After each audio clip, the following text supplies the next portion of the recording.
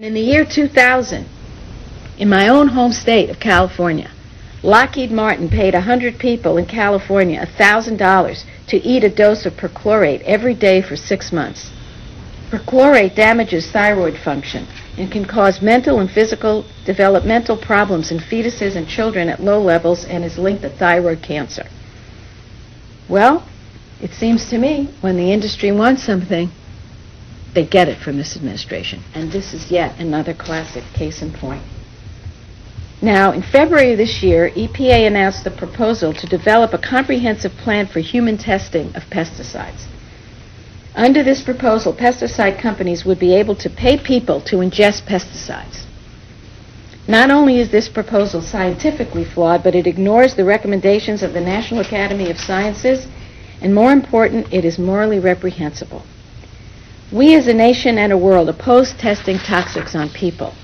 Intentionally exposing humans with pesticides offers no health benefits to the human subject, nor is it intended to improve human health. Further, the Nuremberg Code, which we adopted post-World War II, and you all remember at least reading about the Nazi experimentation on human beings, generally prohibits non-therapeutic testing. Often, human testing of pesticides violates the Helsinki Declaration of the World Medical Association. So that is why I, along with many of my colleagues, religious, medical, ethical, scientific, and public health organizations, oppose human testing of pesticides. And this is my own belief. If EPA can get away with testing babies, infants, then they can get away with anything when it comes to human testing of toxics. And that's why I think this proposal is alive, even though it's outrageous. And you'll hear from Senator Nelson how people have responded in his state to it. And I know we are a good team. We've teamed up before on the arsenic rule. And Senator Nelson took the lead on the treatment of wood and playgrounds with arsenic that he knew was going to harm kids. And this, when I went to him with this, we looked at each other and we said, okay, we're keeping this team together.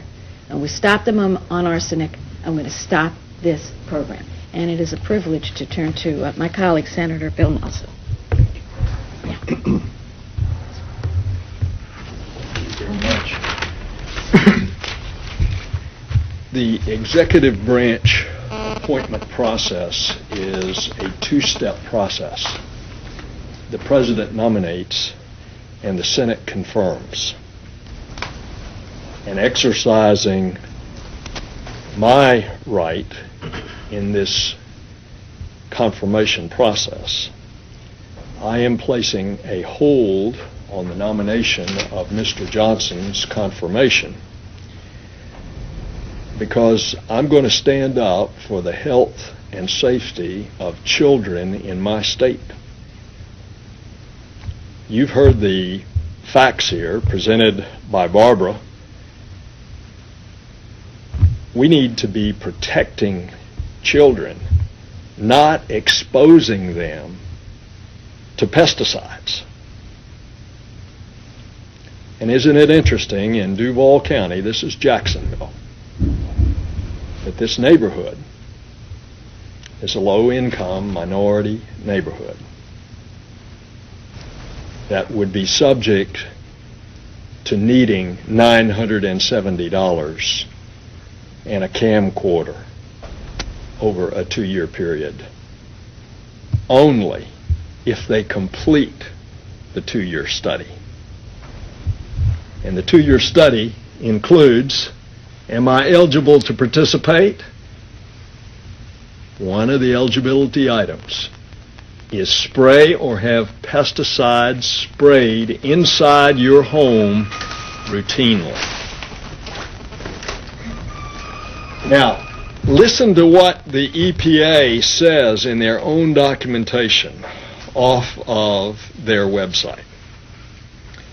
Pesticides, and I quote, pesticides may harm a developing child by blocking the absorption of important food nutrients necessary for normal healthy growth. Another way pesticides may cause harm is if a child's excretory system is not fully developed, the body may not fully remove pesticides. Continuing. Also, there are critical periods in human development where exposure to a toxin can permanently alter the way an individual's biological system operates. That's enough for me.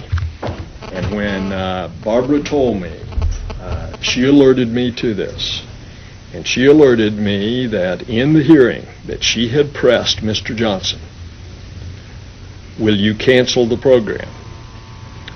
And he sidestepped it to begin with, and when she pressed and pressed, she finally said, I want you to answer, will you cancel the program?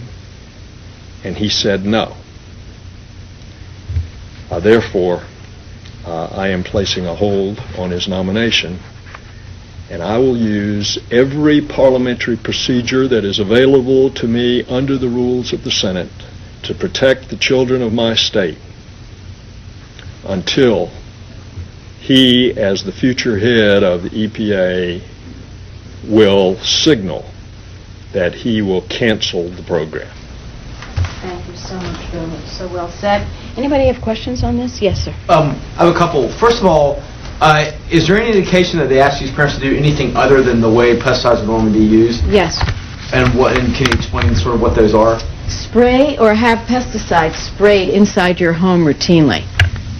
So if they see that this is a chance to get $970 and they've never sprayed, they sign up and say, I'm very willing to have my home sprayed. It's fine.